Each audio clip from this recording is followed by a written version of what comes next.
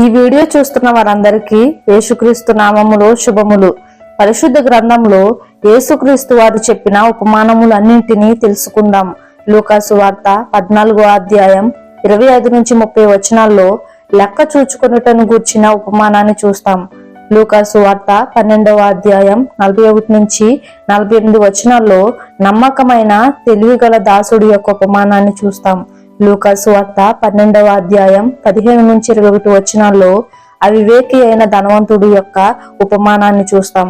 లూకాసు వార్త 14వ అధ్యాయం 31 నుంచి 33 వచనాల్లో యుద్ధమునకు వెళ్ళు రాజు యొక్క ఉపమానాన్ని చూస్తాం. మత్తయి సువార్త 20వ అధ్యాయం 1 నుంచి 16 వచనాల్లో ద్రాక్ష తోటలో పనిచేయు వారి యొక్క ఉపమానాన్ని చూస్తాం. మత్తయి సువార్త 9వ అధ్యాయం 16వ వచనంలో పాత గుడ్డకు కొత్త గుడ్డ మాసిక వేయుట అనే ఉపమానాన్ని గూర్చి చూస్తాం. మార్కు సువార్త 2వ అధ్యాయం 22వ వచనంలో పాత తిత్తులలో కొత్త ద్రాక్ష రసమును గూర్చిన ఉపమానాన్ని చూస్తాం. మత్తయి సువార్త 13వ అధ్యాయం 45 నుంచి 46 వచనాల్లో గొప్ప వెలగల ముత్యము యొక్క ఉపమానాన్ని చూస్తాం.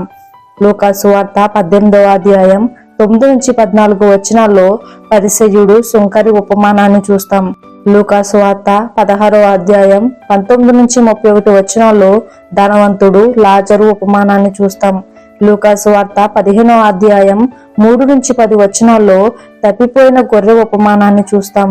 మత్తయి సువార్త 25వ అధ్యాయం 31 నుంచి 46 వచనాల్లో గొర్రెలు మేకలు ఉపమానాన్ని చూస్తాం. లూకాసు వార్త 14వ అధ్యాయం 7 నుంచి 11 వచనాల్లో ప్రధాని పీఠము తీసుకొనుటను గూర్చిన ఉపమానాన్ని చూస్తాం. లూకాసు వార్త 13వ అధ్యాయం 6 నుంచి 9 వచనాల్లో ఫలింపు లేని అంజూరపు చెట్టు ఉపమానాన్ని చూస్తాం. మత్తయి సువార్త 7వ అధ్యాయం 24 నుంచి 27 వచనాల్లో బండ మీద ఇసుక మీద కట్టబడిన ఇల్లు ఉపమానాన్ని చూస్తాం. మత్తయి సువార్త 18వ అధ్యాయం 23 నుంచి 35 వచనాల్లో అప్పు క్షమించబడుటను గూర్చిన ఉపమానాన్ని చూస్తాం. లూకాసు వార్త 13వ అధ్యాయం 23 నుంచి 30 వచనాల్లో తలుపు మూయబడుట అనే ఉపమానాన్ని చూస్తాం.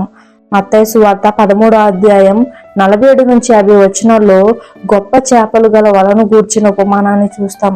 మత్తయి సువార్త 24వ అధ్యాయం 42 నుంచి 51 వచనాల్లో చూస్తే నమ్మకమైన అలాగే చెడ్డదాసుడు ఉపమానాన్ని చూస్తాం. మార్కు సువార్త 13వ అధ్యాయం 28, 29 వచనాల్లో చూస్తే అంజూరపు చెట్టు చిగురించుటను గూర్చిన ఉపమానాన్ని చూస్తాం. లూకాసు వార్త 11వ అధ్యాయం 15 నుంచి 13 వచనాల్లో సహాయము కోసం వచ్చిన స్నేహితుడు ఉపమానాన్ని చూస్తాం. లూకాసు వార్త 10వ అధ్యాయం 25 నుంచి 37 వచనాల్లో మంచి సమరయుడు ఉపమానాన్ని చూస్తాం.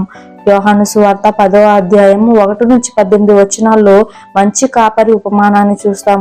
లూకాసు వార్త 14వ అధ్యాయం 16 నుంచి 24 వచనాల్లో గొప్ప విందు ఉపమానాన్ని చూస్తాం. మత్తయి సువార్త 22వ అధ్యాయం 1 నుంచి 14 వచనాల్లో పెండ్లి వస్త్రం ఉపమానాన్ని చూస్తాం. లూకాసు వార్త 13వ అధ్యాయం 20, 21 వచనాల్లో ముద్దలో దాచబడిన పుల్లని పిండిని కూర్చిన ఉపమానాన్ని చూస్తాం. మార్కు సువార్త 13వ అధ్యాయం 34 నుంచి 37 వచనాల్లో బహు దూరము ప్రయాణమై వెళ్తున్న మనుష్యుడు ఉపమానాన్ని చూస్తాం.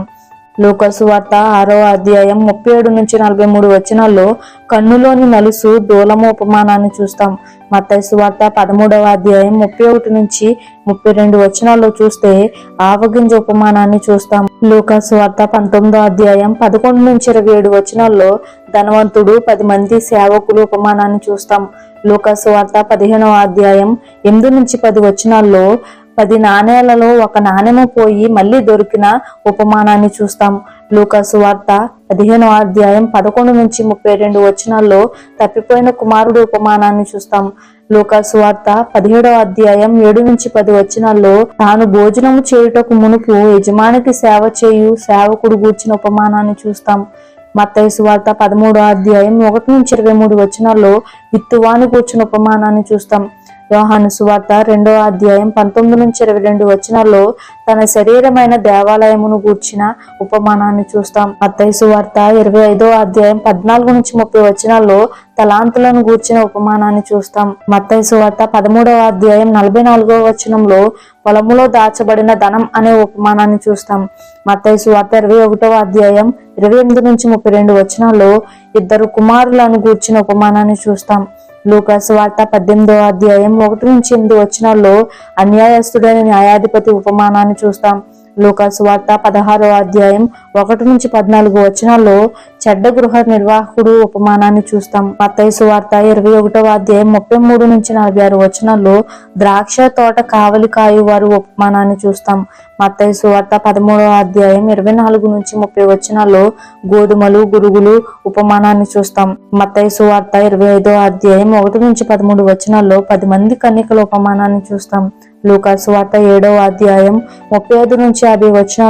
క్షమించబడిన ఇద్దరు రుణస్తుల ఉపమానాన్ని చూస్తాం. లూకాసు వార్త 11 తిరిగి వచ్చిన అపవిత్ర ఆత్మను గూర్చిన ఉపమానాన్ని చూస్తాం. యోహాను సువార్త 15 ద్రాక్షవల్లి కొమ్మలు గూర్చిన ఉపమానాన్ని చూస్తాం. లూకాసు వార్త 12 35-40 కనిపెట్టుకుని ఉండు సేవకుల ఉపమానాన్ని చూస్తాం.